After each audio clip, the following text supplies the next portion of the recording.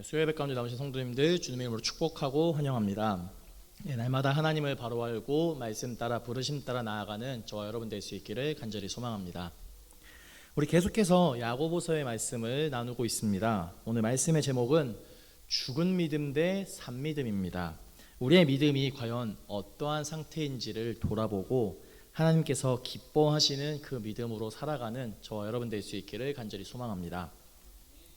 야고보서 2장은 믿는 자의 행함에 대해서 말씀을 계속해서 하고 있습니다. 믿는 자의 행함은 야고보서 전체를 관통하는 핵심 메시지라고도 할 수 있는데요. 2장이 총 26절까지 기록되었는데 오늘 우리가 함께 읽었던 14절부터 26절 총 13절에 걸쳐서 이 행하는 믿음에 대해서 우리에게 권면하고 있습니다. 어떤 무엇인가에 대해서 꾸준하고 반복적으로 말씀하고 있다면 그 일이 중요한 일임과 동시에 이것이 잘 지켜지지 않고 있음을 우리가 알 수 있습니다. 성경이 우리에게 계속해서 꾸준히 전하고 있는 말씀이 무엇입니까? 하나님을 믿어라, 하나님을 사랑해라, 이웃을 사랑해라, 믿는 자로서 본을 보이며 살아가라 라는 말씀들이지 않습니까? 이외에도 여러 말씀들이 있지만 정리하자면 믿음, 소망, 사랑에 관하여서 꾸준하게 말씀하고 있습니다. 우리에게 중요한 말씀이면서 동시에 너무나 지키기 쉽지 않은 말씀이기도 합니다. 믿음, 소망, 사랑의 중요성을 여기 이 말씀을 들으시는 분들 중에 모르는 분들이 과연 누가 있겠습니까? 그와는 별개로 이 말씀을 지키기가 참 쉽지 않다라는 겁니다. 신앙생활뿐만이 아니죠. 학생들이 좋은 성적을 받으려면 공부를 열심히 한다는 사실을 모르는 학생이 과연 누가 있겠습니까? 또 다이어트를 해야 되는데 식단 조절을 하고 꾸준한 운동을 해야 한다는 것을 모르는 사람이 누가 있겠습니까? 이처럼 아는 것과는 별개로 이것을 행하는, 또 일을 잘 하지 않는 경우가 우리 주변 가운데 많이 있다는 겁니다. 제가 상담을 공부하면서 특별히 관심 깊게 봤던 심리학 이론은 행동주의라는 이론이었습니다. 심리학의 상징적인 인물인 프로이트 이후에 심리학에서의 주된 관심은 인간의 의식과 무의식에 있었습니다. 심리학의 중심은 프로이트와 그의 제자들이 완성한 정신분석 이론이 주를 이루었습니다. 행동주의는 이 초기 심리학의 주류 이론이었던 이 정신분석에 대해서 이를 비판하면서 등장한 이론이었고, 다른 심리학 이론들보다도 특히 더 과학적인 근거에 집중을 합니다. 물론 심리학이라는 학문 자체가 과학에 기반하여 과학에 근거하여서 형성된 것이긴 하지만 이 행동주의는 그 중에서도 이에 대해서 더 강조했다는 겁니다. 그들의 연구 대상은 눈으로 관찰할 수 있는, 측정할 수 있는 행동이었습니다. 행동을 통해서 인간의 마음을 알고자 했더라는 겁니다. 다른 심리학 이론들이 인간의 마음을 연구해서 그들의 행동의 원인을 분석하는 데 비해서 이 행동주의는 인간의 행동을 먼저 연구했습니다. 그러니 이들은 의식이니 무의식이니 하는 그런 것들은 관찰할 수 없기에 연구 주제로 되어지지 않았고 측정 가능한 행동에 집중한 겁니다. 물론 이후의 연구에서 행동주의가 가지는 한계점들이 명확하게 나타나지만 긴급한 상황에서는 여전히 이 행동주의에 기반한 이 행동치료가 활용이 되어지고 있고, 행동이라고 하는 분명한 객관적인 지표가 있기에 높은 신뢰도를 자랑한다고 볼 수 있습니다. 네, 오늘 본문에서 야고보는 믿음이 있는데 행함이 없다고 하면 그것이 무슨 유익이 있냐고 하며 그 믿음이 구원할 수 있느냐라고 우리에게 말씀하고 있습니다. 여기서 중요한 사실은 야고보는 행위를 통한 구원을 말하고자 한 것이 아니었습니다. 지난 야고보서 2장의 전반부 말씀에 이어서 이 말씀을 보셔야 합니다. 2장 전반부에서 야고보는 어떤 말씀을 가장 먼저 전했습니까? 믿는 사람들이라면, 너희가 예수를 믿는 자라면 사람을 차별 없이 대하라는, 얘 이웃을 내 몸같이 사랑하라고 하는 그 말씀을 전하였습니다. 본문은 이웃사랑을 말씀한 지난 말씀의 연장선에서 읽어줘야 합니다. 오늘 본문에서 믿음이라는 단어가 모두 11번 등장합니다. 그리고 행함이라는 단어는 12번 등장합니다. 믿는다라고 하는 이 동사는 3번 등장하고 있습니다. 야고보는 오늘 본문에서 믿음과 행함에 대해서 말씀하고 있습니다. 그리고 이 행하는 믿음을 일컬어서 무슨 믿음이라고 합니까? 산 믿음이라고 합니다. 하나님을 믿는 자로서 차별 없이 이웃사랑을 이루어가자는 그 말씀에 이어서 이제는 그렇다면 그 이웃사랑을 어떻게 할 것인지에 대해서 구체적으로 나누는 그 방법에 대해서 야고보는 제시하고 있습니다. 다시 한번 말씀드립니다. 행함의 구원이 아니라 구원받은 자라면 행해야 한다는 겁니다. 선후 관계가 다르죠. 먼저 행하는 믿음이 어떤 믿음이냐라고 했을 때 오늘 본문은 어떻게 말씀하고 있습니까?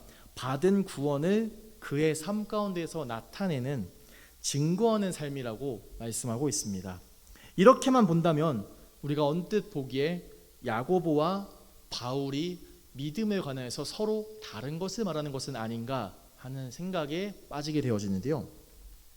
바울은 그의 서신서 곳곳에서 행함이 아니라 믿음의 구원을 말씀하는 반면 야고보는 행함 없는 믿음을 일컬어 죽은 믿음이라고 하면서 이 바울과 야고보의 믿음을 이야기하는 그 부분이 서로 다른 것처럼 보일 수가 있습니다.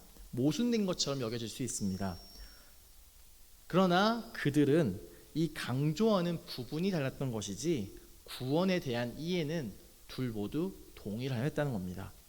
바울은 구원을 어떻게 얻느냐는 질문에 대해서 믿음을 말하고 있는 것이고 야고보는 그렇다면 그 구원을 얻는 믿음을 소유한 것을 어떻게 알 수 있냐는 질문에 대해서 이 열매를 봐야 한다고 하는데 그 열매가 무엇입니까? 바로 행함이라는 겁니다. 이는 구원의 조건이 행함이라는 것이 아니라 믿음의 증거가 행함이라는 겁니다. 행함이 구원을 주는 것이 아닙니다. 구원은 오직 믿음으로 얻는 것이라고 분명하게 말씀하고 있고 이에 대해서 사도 바울은 갈라디아서 1장 7절에서 어떻게 말씀합니까? 다른 복음은 없다고 말씀합니다.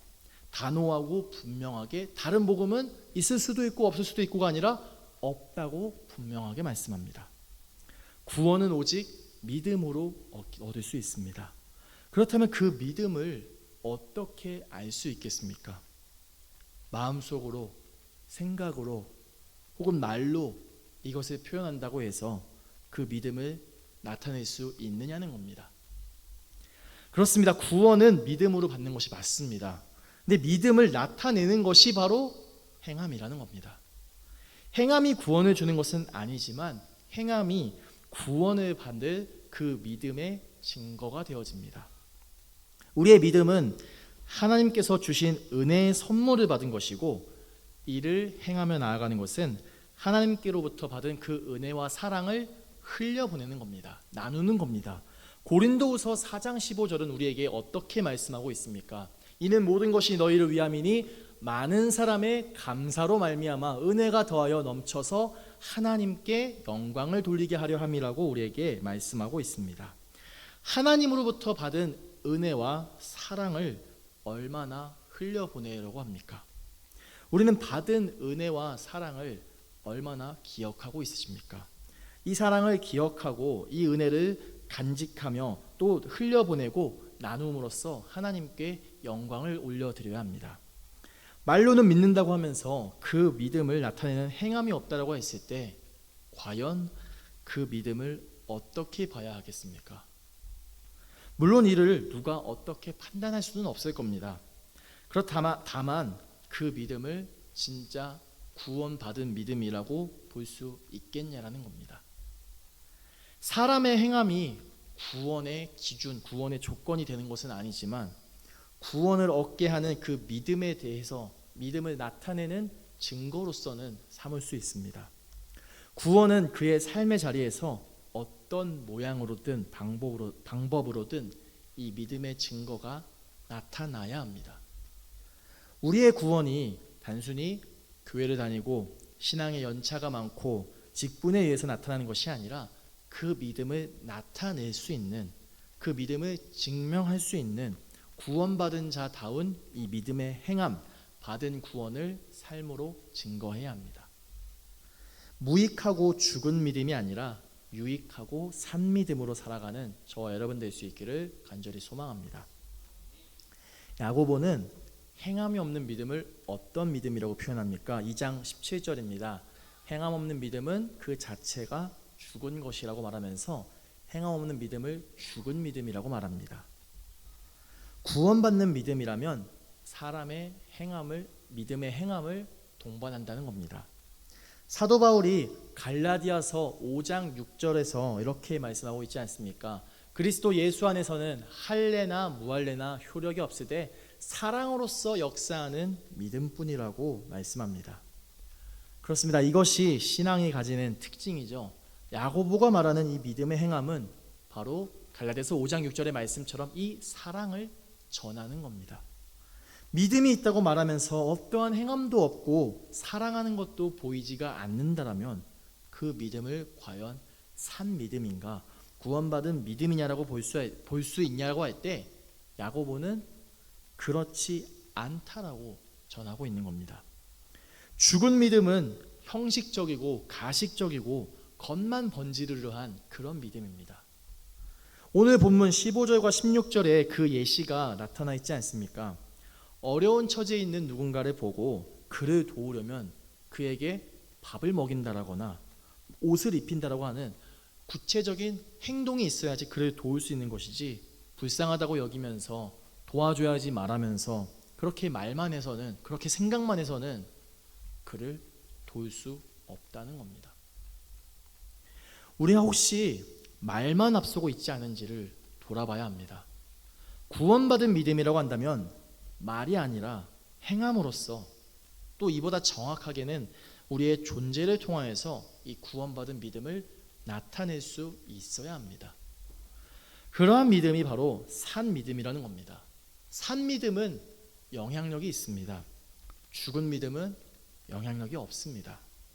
이 사회를 움직이고 우리의 인생에 영향을 주는 것은 산 사람이지 죽은 사람이 아닙니다. 우리의 믿음이 과연 산 믿음인지 죽은 믿음인지를 한번 돌아보셔야 합니다. 만약 아무런 행동이 없다면 어떠한 결과도 기대할 수 없습니다. 아무것도 하지 않으면 아무 일도 일어나지 않습니다.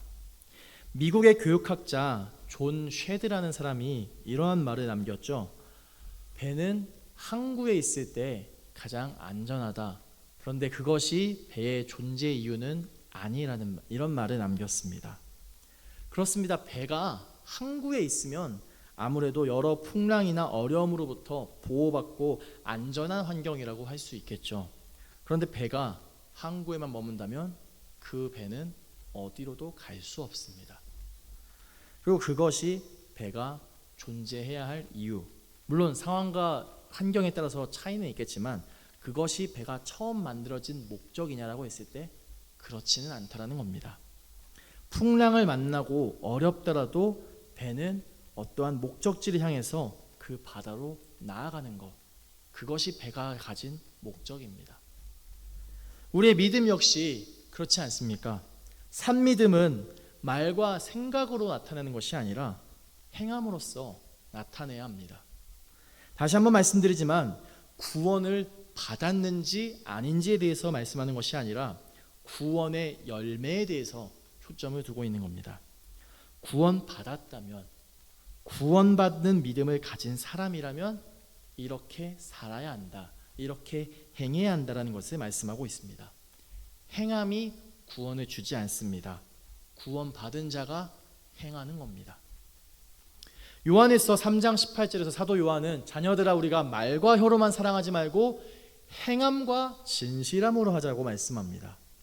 미국의 상담자 게리 체프먼은 사랑의 언어라는 그의 책에서 사랑을 나타내는 방법으로 5가지, 인정하는 말, 함께하는 시간, 선물, 봉사, 스킨십 등을 나타내면서 이 사랑의 언어를 이렇게 표현을 하고 있습니다.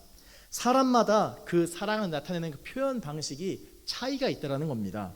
중요한 것은 저마다 다른 이 사랑의 언어에 대해서 이해하고 이를 표현하는 것이라고 저자는 말하고 있습니다.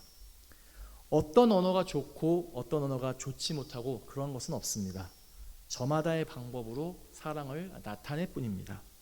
자녀들이 부모의 사랑을 어떻게 깨닫습니까?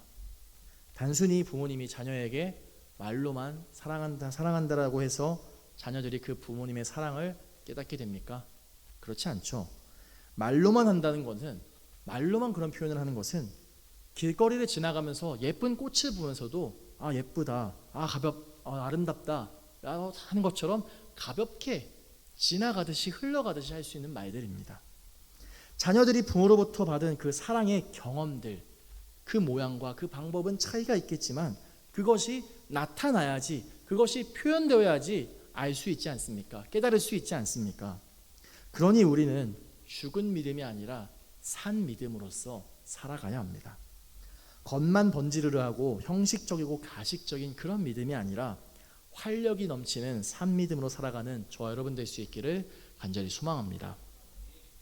야고보는 계속해서 행하는 믿음에 대해서 강조하는데 이 행함이 우리의 믿음을 어떻게 한다고 말씀합니까? 22절에서 온전하게 한다라고 말씀합니다.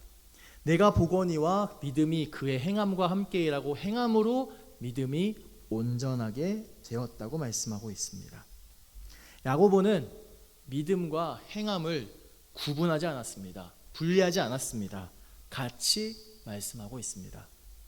행함 없는 믿음을 죽은 믿음이라고 한다면 믿음 없는 행함은 자기 의를 나타내는 것에 불과합니다. 참된 믿음은 어떤 믿음입니까? 이것이 연결되는 것입니다. 어떻게 연결되는 겁니까? 행하는 믿음, 믿음에 근거한 행함, 이것이 바로 참된 믿음이라는 겁니다. 단순한 지식적인 믿음에 대해서 야고보서는 어떻게 다루고 있습니까? 19절에서 내가 하나님은 한 분이신 줄 믿느냐? 잘하는도다. 귀신들도 믿고 떤다고 말씀합니다. 이 말씀이 나타내는 것이 무엇입니까? 난 하나님을 안다, 하나님은 한 분이다라고 말하는 것은 귀신들도 아는 정도의 수준이라는 겁니다. 귀신들도 그것을 모르지 않고 알고 있다는 겁니다. 믿음은 알미 아니라 삶입니다. 성경을 많이 알고 신학적인 지식을 많이 하는 것이 믿음이 아니라 성경을 잘 모르고 신학적인 지식은 좀 부족하더라도 하나님께서 말씀하신 대로 순종하고 그렇게 살아가려고 하는 것, 그것이 바로 믿음이라는 겁니다. 야고보는 아브라함과 라합을 이 믿음의 인물로서 예를 들고 있습니다. 믿음장인 히브리서 11장에서도 역시 동일하게 히브리서의 저자는 아브라함과 라합에 대해서 기록하였습니다. 그런데 저는 여기서 비교적 잘 알려진 아브라함보다 상대적으로 덜 알려진 라합에 조금 더 주목해 봤습니다. 라합이 누구입니까? 모세의 뒤를 이어서 이스라엘의 지도자로 세워진 여호수아가 여리고성을 정탐할 때 그들을 숨겨준 자입니다. 그들의 생명을 지켜주고 보호해준 자였습니다. 이것이 라합의 믿음의 행함이었습니다. 그의 출신, 그 배경은 어떻습니까? 라합은 여인이었죠. 기생이었습니다. 또 이방인이었습니다. 그의 출신이나 배경은 세상 가운데서 사람들에게 주목을 받는 위치이기보다는 무시받고 손가락질 받는 그런 위치에 더 가까웠습니다. 그런데 믿음은 그런 출신이나 배경을 구분하지 않습니다. 믿음은 볼 수 없습니다. 보이지가 않습니다. 그러나 행함은 보입니다. 보이지 않는 믿음은 보이는 행함을 통해서 나타내야 합니다. 여기서 이 믿음은 어떤 능력이나 탁월한 업적을 나타내는 것이 아니라 그렇게 살아가려고 하는 그 마음의 중심의 태도, 그 의지를 나타냅니다. 이것을 행함을 통한 온전함이라는 겁니다. 아브라함이나 라합이나 그들의 인생 여정 가운데 모든 순간마다 믿음으로 살았냐라고 했을 때 그렇지는 않았습니다. 우리 역시 믿음으로 모든 순간을 살아내야 하는데 그렇게 살아가지 못할 때가 있지 않습니까? 그렇지만 믿음으로 살아가려고 하는 그 마음의 중심, 그 태도가 믿음의 행함을 나타낼 수 있습니다. 믿음을 온전하게 한다는 것은 그 믿음을 나타낼 행함을 통해서 온전해집니다. 온전한 믿음은 행함을 동반합니다. 바라기는 행함을 통하여서 이 온전한 믿음에 이르는 산 믿음으로 살아가는 저와 여러분 될 수 있기를 간절히 소망합니다. 야고보는 이어서 26절에서 2장 전체의 결론을 말씀합니다. 영혼 없는 몸이 죽은 것 같이 행함이 없는 믿음은 죽은 것이라고 말씀합니다.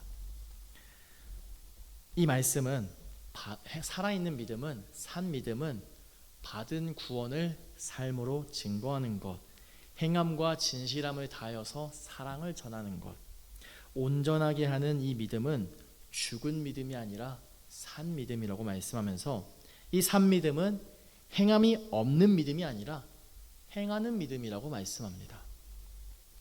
디도서 2장 14절의 말씀입니다. 그가 우리를 대신하여 자신의 주심은 모든 불법에서 우리를 속량하시고 우리를 깨끗하게 하사 선한 일을 열심히 하는 자기 백성이 되게 하려 하심이라고 우리에게 하신 이 말씀은 예수님께서 오신 이 이유와 우리가 살아가야 하는 그 삶의 태도에 대해서 분명히 나타냅니다. 우리로 하여금 선한 일을 열심히 하는 자기 백성이 되게 하기 위해서 예수님께서 무엇을 하셨습니까? 자기 몸을 기꺼이 희생하셨습니다. 누구를 대신해서요? 저와 여러분, 우리들을 대신해서 말입니다. 이 선한 일은 무엇입니까? 하나님을 믿고 하나님과 이웃을 사랑하는 것. 그렇다면 이 믿음과 이 사랑을 어떻게 알 수 있습니까?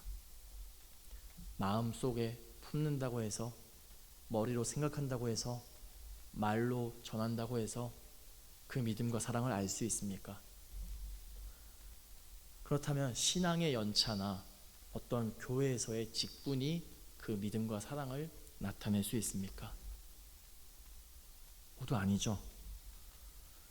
하나님께서 말씀하신 그 말씀대로, 하나님께서 우리에게 베푸신 그 사랑대로 살아가는 것이, 그러한 삶을 살아가는 것이 바로 이 믿음과 사랑을 나타내는 것이죠.